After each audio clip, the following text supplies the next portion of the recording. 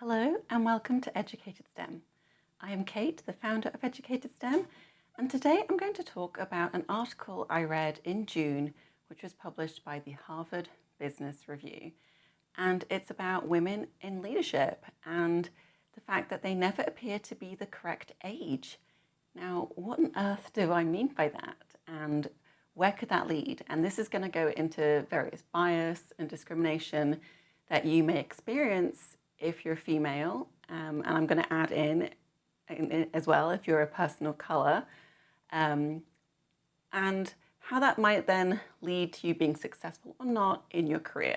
So before we dive into what this article says, and I'm going to include a link below so that you can read the article, I'm going to ask you to do an exercise with me. So just imagine for a second that a very senior position where you work is up for grabs. And there are two main contenders who are being considered for this role. One is a male and one is a female. And they've both got equal experience, they're equal ages. And now consider that the female is offered the job. What is your first thought? Are you excited that a female has got the position? Or are you thinking, what did she have that got her the job offer? Who does she know that paved the way? What did she do in order to get that opportunity? So I want to ask you, what did you think when I posed that question? And if you are thinking, maybe the female doesn't necessarily deserve it, why did she get it over the male, then I want you to consider that you might have gender bias. And if you are female and you thought those things, I really want you to check yourself and think, what happens if you were the female? What happens if that gender bias actually is used against you? How would you feel? And so really, if that is what you thought as a female, shame on you, because you have the bias that, you would then get very aggravated if other people had, but you had that thought process yourself. So you need to address how you think and all of these biases so that we then don't move forward in a world where men are considered to automatically be better than women. Women don't get those job offers. How many women are CEOs of big companies? Well, luckily for you, I looked it up. As of January 2023, according to Forbes, 10.6% of Fortune 500 CEOs are now women. That's an improvement, that's more than there was. But considering the male population in the world is 50.4%, so obviously, for females, that's 49.6%. We are a long way away from making the number of CEOs equitable between male and female. So now going into the article that I found so interesting, we need to think of some definitions first. So let's think about ageism. So I really like the World Health Organization's definition of ageism, which is that ageism refers to the stereotypes, which is how we think, prejudice, which is how we feel, and discrimination, how we act towards others or oneself based on age. Now, we also need to talk about something called youngism, which is essentially ageism towards younger adults, where you consider their maturity versus their competency. So, if you're a younger individual, how have you actually earned the position that you've currently got? Do you have the skill set necessary in order to be successful? Are you mature enough to do the job? Just because you're young doesn't mean that you don't have the skill set or the maturity to do so. But people may worry that you don't have those abilities and you won't be able to be successful in your role. So some research has been done, and the Harvard Business Review performed a survey and discovered that essentially when it comes to being a female in a job, in a business, you never appear to be quite the right age. So that's why I'm talking about Goldilocks, because, everyone knows the story of Goldilocks and, the beds not being comfortable. One was too soft, one was too hard. And then obviously the children's or the baby bear's bed was super comfortable. Well, that is a nice analogy, but according to the Harvard Business Review, that isn't what the research showed. So for them, they defined young as someone who's under the age of 40, middle-aged was between the ages of 40 and 60, and older was above 60. So if you're a younger person, female, then you're often patronized, so maybe called adorable names like sweetie, kiddo, and you're definitely seen as having your credibility questioned. So are you good enough to have the role that you have? How did you get the role that you have? Do you know someone who helped you get that job? In the worst case scenario, who did you sleep with to get that role? Did you earn it? Because I don't think you did. You definitely did something underhanded to earn the position that you have. And a lot of the time, and I know this has definitely happened to me a number of times, people mistake you for a younger or more junior position. So I know that when I was an associate dean, people would try and suggest that, was I an associate dean? Was I an assistant to a dean? Was I more of a lower level administrator? And I was, pretending that I was higher than I was. And, I made associate dean in my mid-30s, which was very young. When I went to meetings in education, a lot of the other deans were much older. And some of them were super excited that I was a dean, and others were beyond patronizing. And it was very frustrating because yes, you have the same title as me and you have lots of experience, but that doesn't mean that I'm incapable of doing my job. And in order for you to say that it's very dismissive. Then you may also get comments about your appearance, because you're younger, so some people might think that they're compliments and they're actually being very nice to you. Great, I love your outfit, or you have this role, oh, you don't look like that. Especially I've heard a number of times, you're a biochemist, oh, you do not look like a scientist. What does a scientist look like exactly? I don't find that a compliment at all. Wow, you're an associate dean. Ooh, that's not what I was expecting you to be. Did you expect me to be a secretary? It's rude, and if people make these compliments on your attire or your appearance, it's unwelcome most of the time. You don't want that kind of thing, and is that leading into harassment? Things like this. So, and a lot of people will be like, "Oh, I meant it as a compliment. You're taking it the wrong way." Well, lots of people are going to take compliments like that, compliments the wrong way from now on. So let's not talk about, what people look like in a professional environment. That's unprofessional. Now, what happens when you hit middle age? So you're between the ages of 40 and 60. So you'd think that the comments that you've previously had about your lack of experience, now you've potentially been doing your job a decade or more. So yes, you absolutely have the experience to be successful. But now people are worried that you aren't as invested because you might have family responsibilities. And then my personal favorite, people might think that you're difficult to manage because women of a certain age go through certain changes. So I'm talking about menopause. And yeah, things happen, which mean that women, their hormone levels change, which is amusing because now those female hormones are going down, and that means that you may not actually have an increase of testosterone in your body, but it's becoming more prevalent because the female ones are lowering. And so whilst a chap having testosterone is an awesome thing, a female having testosterone, oh, that's scary.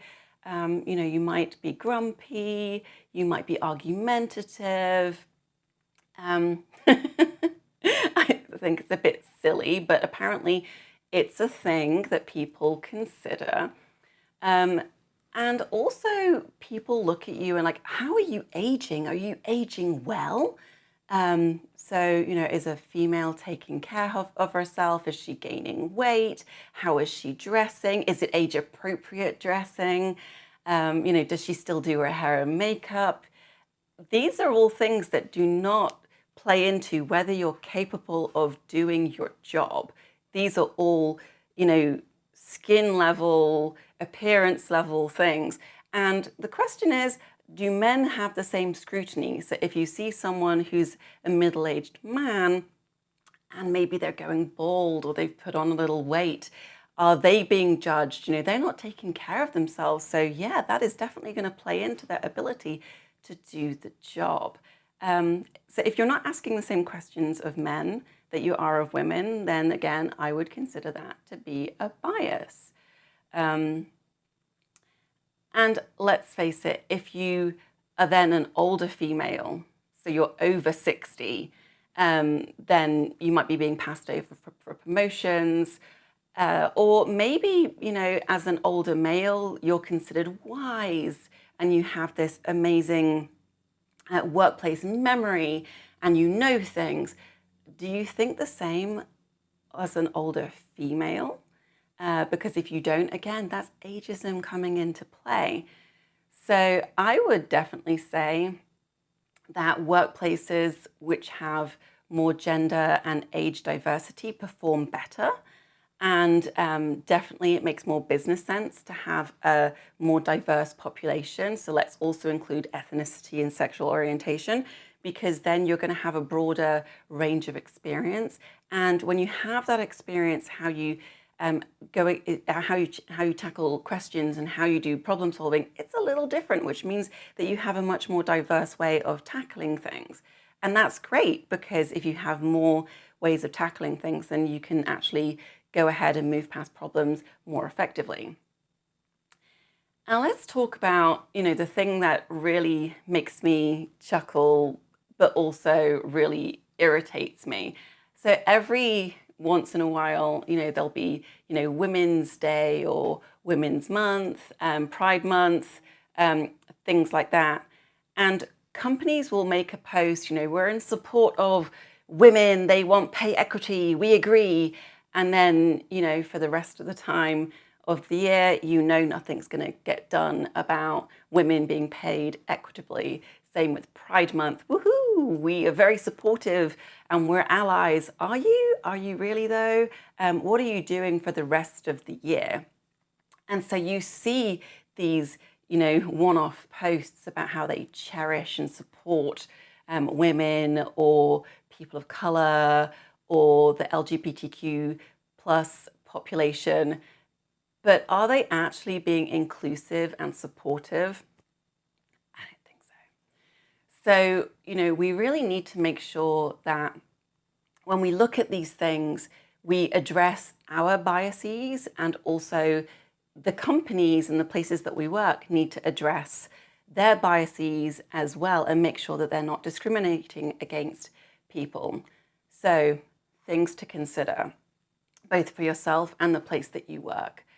Ageism based on looks or appearance does not equate to someone's ability to do the job. So, and I would add in here something that wasn't addressed in the article.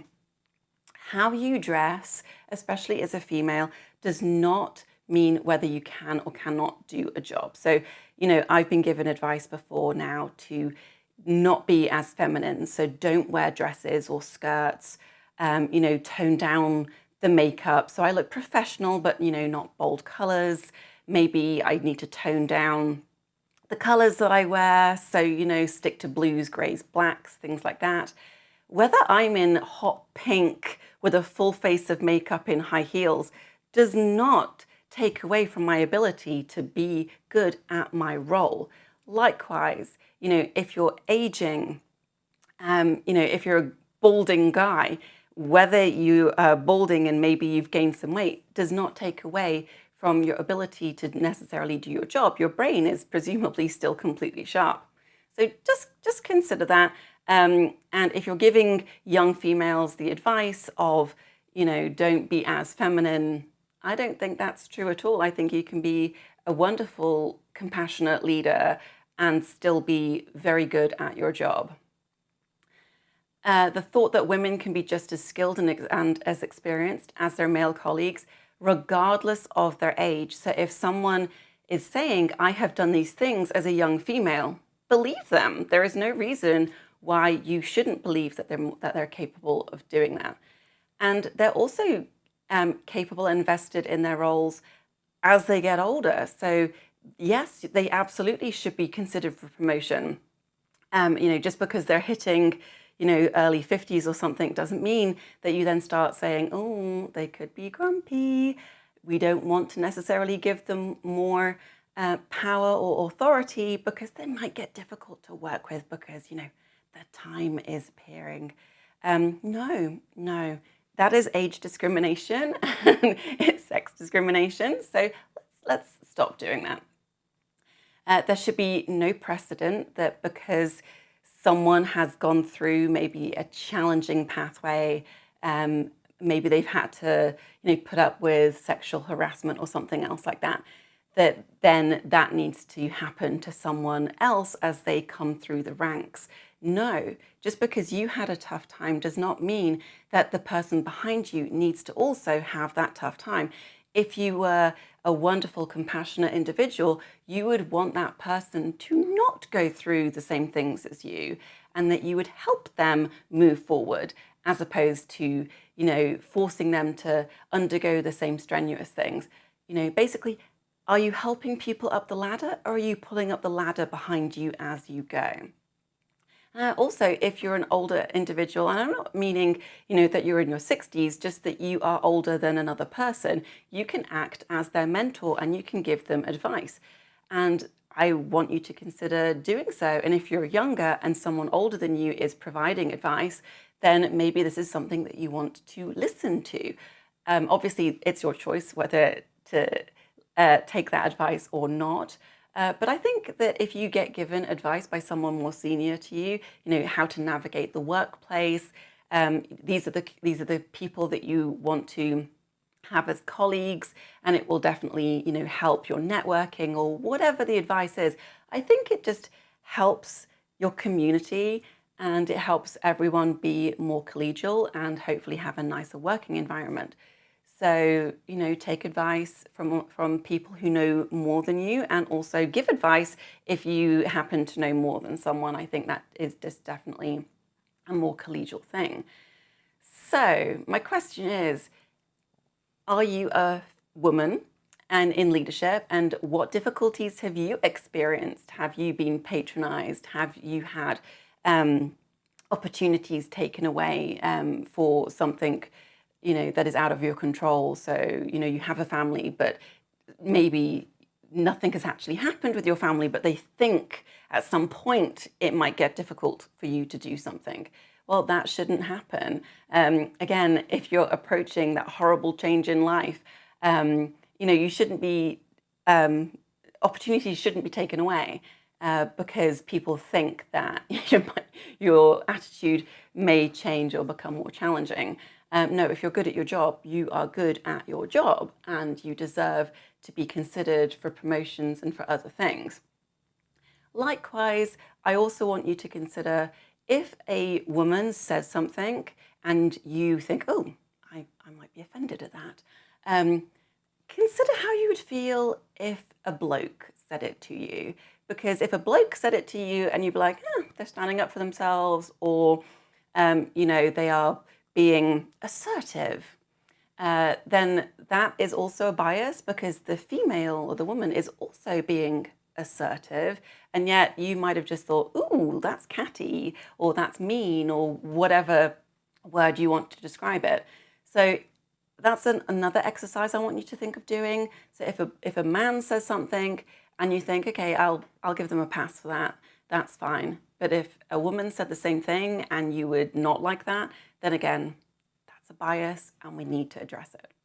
So I hope you this video helps you consider things, especially how you treat women in the workplace or people of color or other people that I think this also covers. The article obviously was about women, but I definitely think it is pertinent for other groups. And also, if you're a woman and this is affecting you, I would love to hear from you in the comments about, experiences that you've had and maybe how you've dealt with them. Obviously, that might open up comments to other people who are like, this is not true, this doesn't happen. But, having experienced some of it, I can absolutely tell you it does. So hopefully it doesn't happen to you in an ideal workplace. This won't happen, but I'm not naive enough to assume that it won't happen. But hopefully everyone can pull together and make workplaces more collegial and just friendlier in general. And I think that by doing this, women, which are 50% of the workforce, would hopefully also make your workplace a little bit better for everyone. So I hope the video helps. Please like it if you thought it was helpful, and subscribe to the channel. And I look forward to seeing you next time. Thanks. Bye-bye.